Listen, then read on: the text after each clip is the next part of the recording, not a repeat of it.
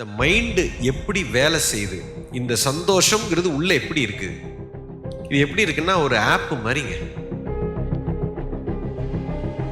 இப்போ இது ஒரு ஆப்ரேட்டிங் சிஸ்டம் சார். இதில் பிளாங்கா இருக்கு, எந்த ஆப்பும் இல்லை. இப்போ மைண்டில் நீங்கள் என்ன பண்ணிட்டீங்க, எனக்கு 10 கோடி ரூபா வந்தால் தாண்டா எனக்கு ரொம்ப சந்தோஷமாக இருக்கும். இப்போ என்ன ஆச்சுன்னா, இந்த பிளாங்க் ஓஎஸ்குள்ள ஒரு ஆப் லோட் ஆகிடுச்சு.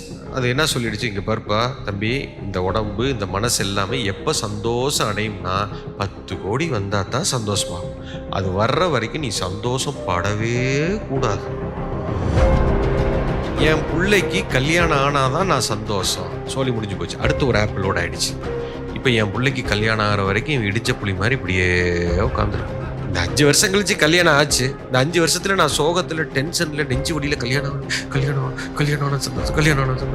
ஏன்னா அந்த ஆப் ஓடிக்கிட்டே இருக்கு, விடாது. இப்ப இந்த 5 வருஷமும் நீ சந்தோஷமா இருந்திருந்தாலும் அந்த கல்யாணம் நடந்திருக்கும். இறைவன் எல்லாம் சூப்பரா தான் வச்சிருக்கான். அவன் கிளீன் ஸ்லேட்டா தான் அனுப்பிச்சு விட்டான்.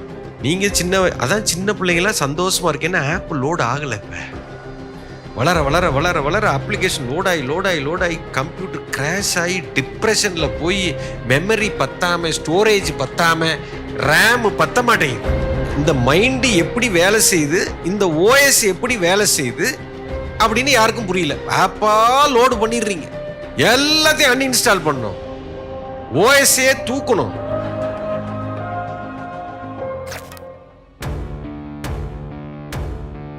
ஒரே ஒரு ஆப்ஷன் தான் சார் இருக்கு.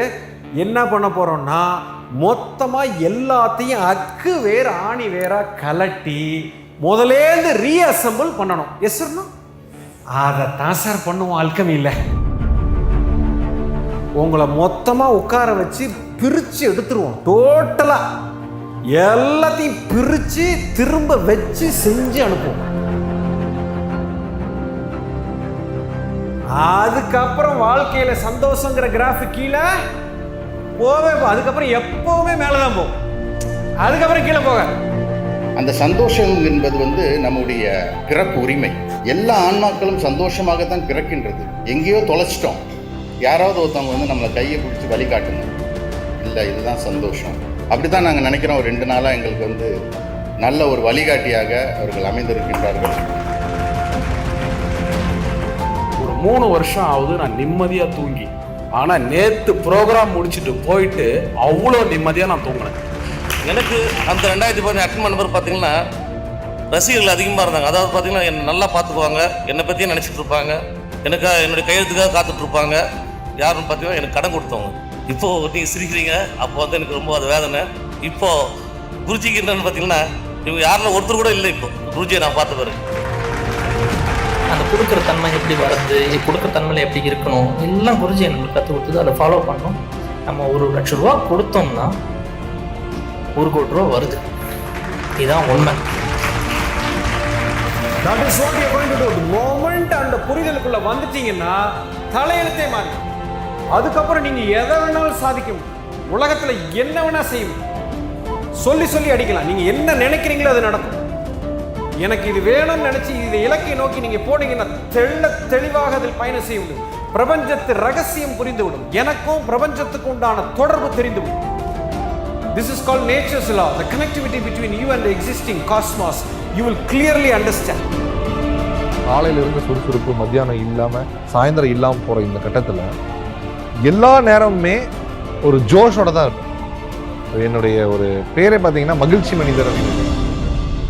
ஒரு சராசரி மனிதன் தன்னுடைய முழு திறனில் 1% 1.5% மேல பயன்படுத்துறதே இல்லையா அப்படின்னு இன்னைக்கு விஞ்ஞானம் கண்டுபிடிச்சிருக்கு. அந்த மீதி இருக்கக்கூடிய 99% நுழையிறதுக்கு உண்டான சாவிதான் இந்த alchemy. Your whole life will become a different ball game altogether.